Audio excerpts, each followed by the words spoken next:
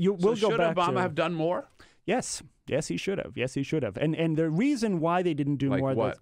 Well, so I don't know if you saw this, but Joe Biden at an event at the Council of Foreign Relations a little while ago said that in the summer of 2016, there was an effort to like make a bipartisan statement condemning Russian activity, and that was back when it was still pretty politically safe to do it. You could just say the Russians are here; they're trying to make discord. Imagine it was politically safe to criticize the Russians. I know. Today it's not. Mitch McConnell shot it down because it was going to make Mitch McConnell shut it down, is what Joe Biden has said, and I would love to see some more questions about that. Well, it's going to undermine potentially Donald Trump.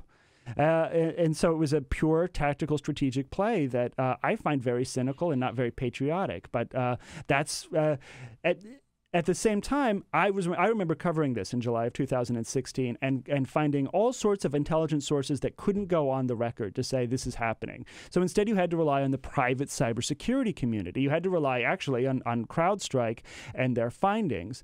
And meanwhile, I could talk to people on background in the intelligence community that would say this is absolutely happening. But it took until October when James Clapper and the national security community put together a report saying this is happening. So from July to October, you basically have no opportunity to shoot down this idea that this is fake. And that gets into fake news and how to protect against it.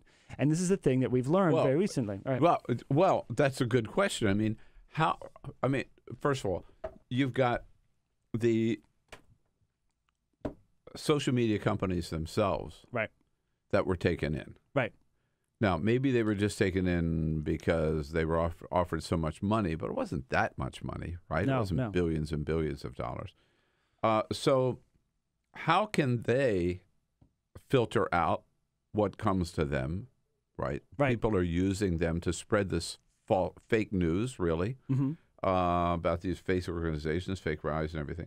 And then you've got people like all of us on the receiving end who go on Facebook or Twitter and they see this stuff, and how do we know to believe it or not? So let's start with like Facebook, Google, and those companies. What can they do? Yeah, it's a very tricky problem for them because this is it was particularly Facebook, wasn't it? Yeah, it was particularly Facebook, and a VP of advertising at Facebook kind of embarrassed himself over the weekend and has since apologized for suggesting that the intent of the Russians wasn't to sway the election for Donald Trump because he's looking specifically at ad buys, and in fact, the activity on Facebook by the Kremlin was extended far beyond ad buys.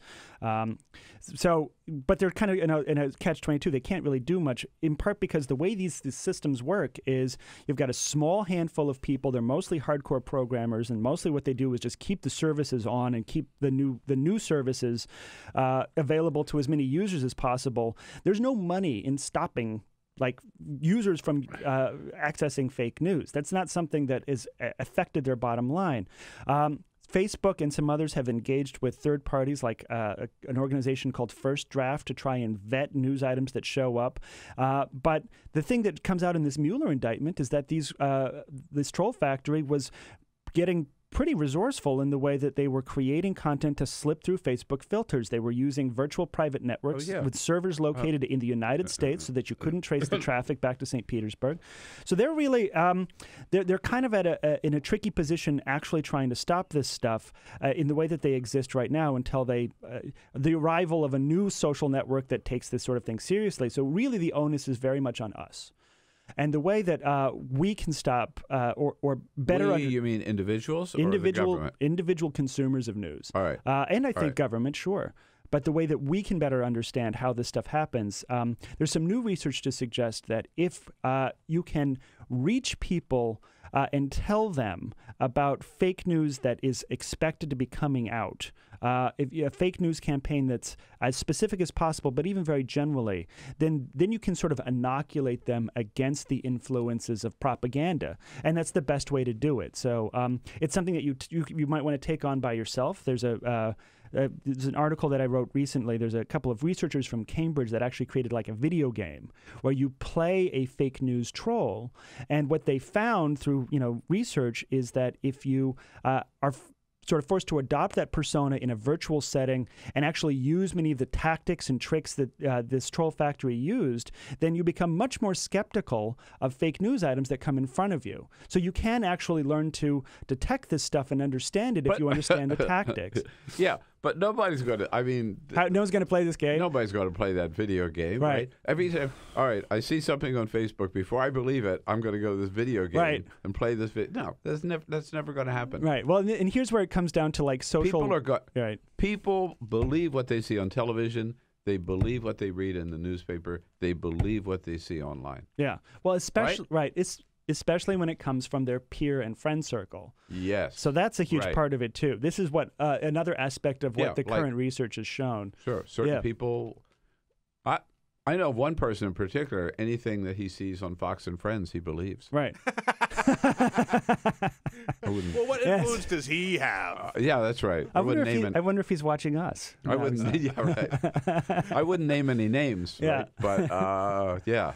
So you're doing a wonderful job, Steve Doocy. I love what you're doing here this morning. Wonderful report, Steve Doocy. You would tweet that out. Yeah, I know. You think about that? Yeah. I know. It's really the idea that Steve Doocy would be the ultimate source of information for the nation. That is scary. I tweeted something that's really scary. Like 3 years ago that said something like, "Can you imagine being the type of person that wakes up in the morning and gets all of their news from Steve Doocy?" And now we have that person as president. Yeah. Mm-hmm. Like, literally. That's kind of horrifying.